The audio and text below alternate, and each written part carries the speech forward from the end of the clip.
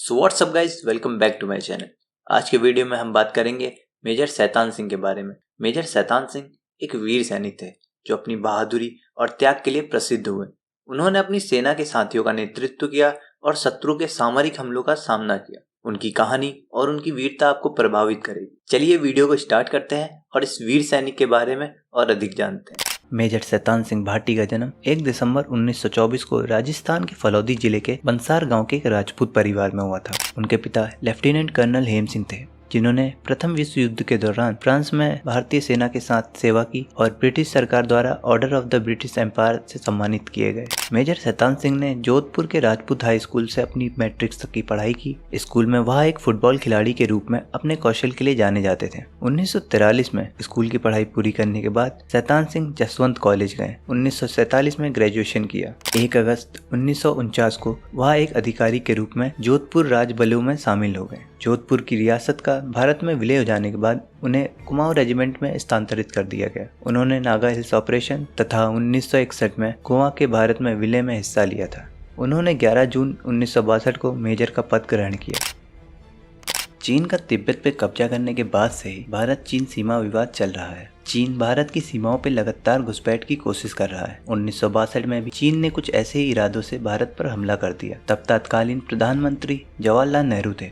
चीनी सेना की घुसपैठ को बढ़ते देख उन्होंने फॉरवर्ड पॉलिसी को लागू कर दिया। फॉरवर्ड पॉलिसी एक ऐसी पॉलिसी थी जिसमें चीन से लगे सीमा पे छोटे छोटे पोस्ट बनाने के लिए कहा गया। नेहरू जी ने चीन पर भरोसा करके ये मान लिया था कि चीन भारत पर हमला नहीं करेगा, लेकिन 1962 में चीन ने इस विश्वास को तोड़ते हुए भारत पर हमला कर दिया। युद्ध के दौरान कुमाऊं रेजिमेंट की 13वीं बटालियन को चसूल सेक्टर में तैनात किया गया। समुद्र तल से 5000 मीटर की ऊंचाई पर रेजांगला पोस्ट की कमान चार्ली कंपनी को सौंपा गया, जिसको सी कंपनी के नाम से जाना गया।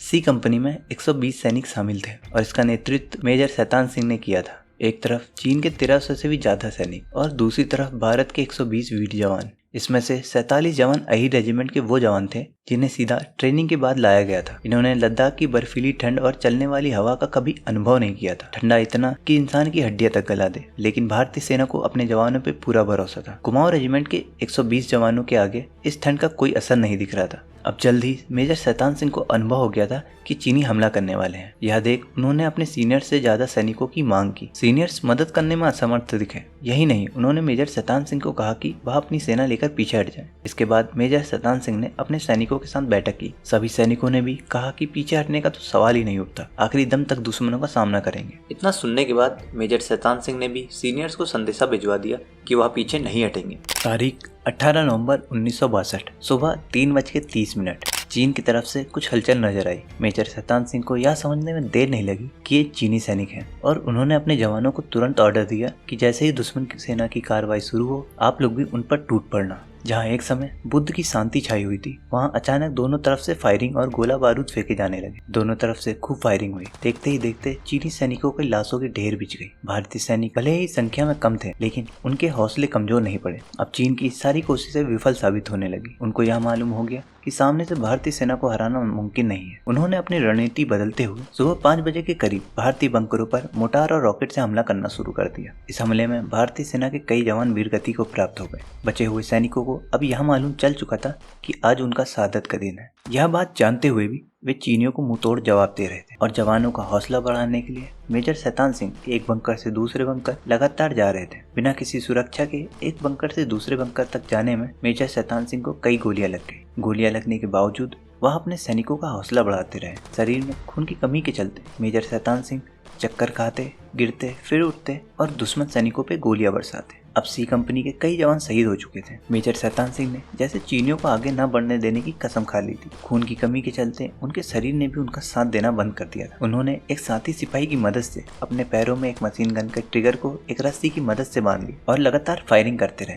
कंपनी के ज्यादा से ज्यादा सैनिक वीरगति को प्राप्त हो चुके थे। इस बात का फायदा उठाने के लिए चीनी सैनिकों ने पीछे से भी हमला कर दिया। जहाँ एक तरफ चीनी सेना के पास आधुनिक हथियार थे, वहीं भारतीय सेना के पास सेकेंड वर्ल्ड वॉर के हथियार थे जिनको बेकार माना गया था। जिसमें से 303 की एक गन थी जिसे हर शूटिंग के बाद लोड करना पड़ता था। जैसे ही आखिरी 20 जवान बचे, भारतीयों ने अपनी खाई से बाहर निकलकर चीनी सैनिकों के साथ हाथ से लड़ना शुरू कर दिया। हालांकि पलटून जल्द ही चीन के अतिरिक्त सैनिकों के आगमन से घेर ली गई थी। इस युद्ध में भारत के 123 में से 114 जवान शहीद हो चुके थे और जो बचे उनको बंदी बना लिया गया। भारत के इतिहास में रेजांगला के युद्ध को अब तक का सबसे बड़ा युद्ध माना गया है। इसमें लगभग हर जवान ने इस युद्ध में अपना सर्वोच्च बलिदान दिया। मेजर शैतान सिंह के नेतृत्व में हर जवान हीरो था। मेजर शैतान सिंह की बात करें तो उन्होंने घायल होने के बावजूद लड़ाई जारी रखी। एक तरफ वह लड़ते रहे तो दूसरी ओर वह जवानों की हौसला अफजाई करते रहे। उनके हाथ में चोट लगी थी, लेकिन उसके बावजूद उन्होंने रस्सी की मदद से मशीन गन चलाना जारी रखा। न जाने कब मेजर शैतान सिंह को मौत ने अपने आगोश में ले लिया।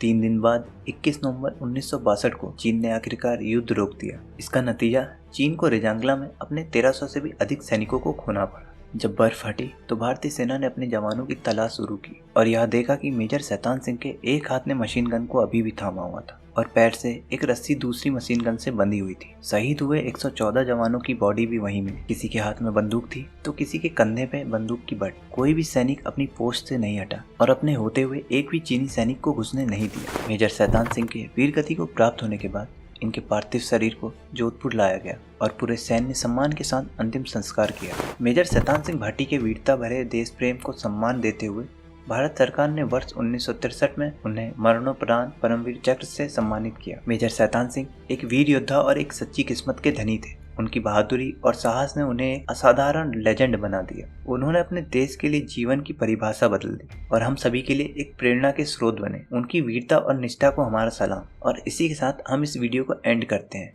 अगर आपको ये वीडियो पसंद आई तो हमारे चैनल को जरूर सब्सक्राइब करें